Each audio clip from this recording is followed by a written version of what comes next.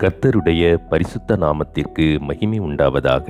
தேவனிடமிருந்து மனுக்குலத்திற்கு கிடைத்த ஈவுகளில் மிகவும் முக்கியமானவைகள்: 1. மனித ரூபம் எடுத்து வந்த கிறிஸ்துவும், 2. தேவனால் கொடுக்கப்பட்ட வேத வசனங்களும் ஆகும். தமிழ் மொழியில் வேதம் அல்லது வேதாகமம் கிறிஸ்துவை பற்றி போதிப்பதற்கான அடிப்படை நூலாக கருதப்படுகிறது. ஆரம்ப காலத்தில் வேதம் என்ற சொல்லே பயன்படுத்தப்பட்டது. ஆனால் 19ஆம் நூற்றாண்டின் கடந்த மத்திய காலத்திலிருந்து வேதாகமம் என்ற சொல் பழக்கத்திற்கு வந்தது. இந்த இரு சொற்களும் இந்து சமயத்திலிருந்தே எடுத்தாளப்பட்டது. தமிழ் மொழியையே கிறிஸ்தவ சமயத்தினரும் பயன்படுத்துவதால் தொன்று தொட்டு பயன்படுத்தப்படும் தமிழ் சொற்களை பயன்படுத்துவது மிகவும் அத்தியாவசியமாகிறது. இந்து சமயத்தில் முக்கிய ஆதாரமாக காணப்படும் ரிக், யஜு, சாமம், அதர்வணம் ஆகிய 4 நூல்களும் வேதம் என்றே அழைக்கப்படுகிறது.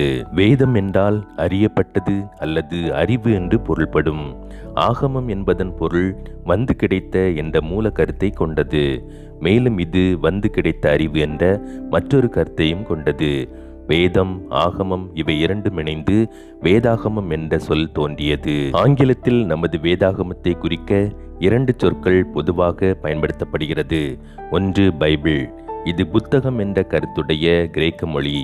இது முதன்முறையாக கிமு 132ஆம் ஆண்டில் பழைய ஏற்பாட்டை குறிக்க பயன்படுத்தப்பட்டது.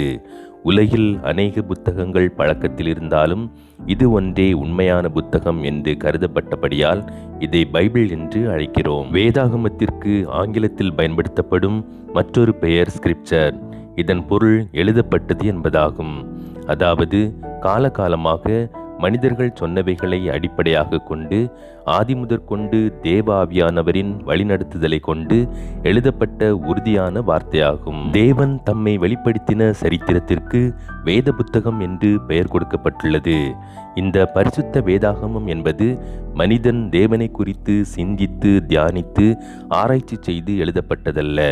பூர்வ காலங்களில் பங்கு பங்காகவும் வகை வகையாகவும் தேவன் தீர்க்கதரிசிகள் மூலமாக பிதாக்களுக்கு திருவுளம் பற்றி, இந்த கடைசி நாட்களில் குமாரன் மூலமாக திருவுளம் பற்றி வெளிப்படுத்தினதே இந்த வேத புத்தகம் என்று எபிரேயர் 1ஆம் அதிகாரம் 1-2 வசனங்களில் கூறப்பட்டுள்ளது. இது மனித சித்தத்தினாலும் மனிதனுடைய சிந்தனையினாலும் வந்ததல்ல. பரிசுத்த தேவ மனிதர்கள் பரிசுத்த ஆவியின் ஏவுதலினால் பேசின வார்த்தைகளாகும் என்று 2 பேதுரு 1ஆம் அதிகாரம் 21ஆம் வசனத்தில் கூறப்பட்டுள்ளது. தேவன் தாம் படைத்த மனிதனுக்கு கூற வேண்டியதை தமது பரிசுத்தவான்களை கொண்டு எழுதச் செய்தார். இதற்காக தேவன் தெரிந்தெடுத்த முதல் மனிதன் மோசே ஆகும். உபாகமம் 31ஆம் அதிகாரம் 24ஆம் வசனத்தில் மோசே இந்த நியாயப்பிரமாணத்தின் வார்த்தைகள் முழுவதையும் ஒரு புஸ்தகத்தில் எழுதி முடித்தார் என்று கூறப்படுகிறது. இவ்வாறு தேவன் சுமார் 40க்கும் மேற்பட்ட தனிநபர்களை கொண்டு இந்த வேதத்தை எழுதியுள்ளார். இப்படிப்பட்ட இந்த மேன்மையான உன்னதமான சத்திய வேத புத்தகத்தை நாம் தினமும் வாசிக்க வேண்டும். வேதாகமம்தான் கிறிஸ்தவ விசுவாசத்திற்கும் கிறிஸ்தவ வாழ்க்கையின் அடிப்படையும் ஆகும். வேதாகமம் என்பது தேவன் நமக்கு எழுதிய அன்பின் கடிதங்கள். இந்த வேதாகம புஸ்தகத்தில் நாம் யார், நாம் எவ்வாறு உருவாக்கப்பட்டோம், நாம் ஏன் படைக்கப்பட்டோம், நாம் எப்படி தேவனின் சமூகத்தை இழந்தோம், நாம் எப்படி திரும்பவும் கிரயத்திற்கு கொல்லப்பட்டோம் என்று வேதாகமம் தெளிவாக கூறுகின்றது. வேதாகமத்தில் எழுதப்பட்ட விஷயங்களை படிப்பதற்கும் சிந்திப்பதற்கும் நாம் நேரத்தை செலவிடும்போது நம்முடைய வாழ்க்கை மாற்றப்படுகிறது. வேதாகமத்தை அறியாமல் இருப்பது என்பது கிறிஸ்துவை அறியாமல் இருப்பதற்கு சமம். வேதாகமம் நம் வாழ்க்கையை மாற்றும் வல்லமை நிறைந்தது.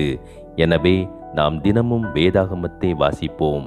கர்த்தர் நம்மை ஆசீர்வதிப்பாராக.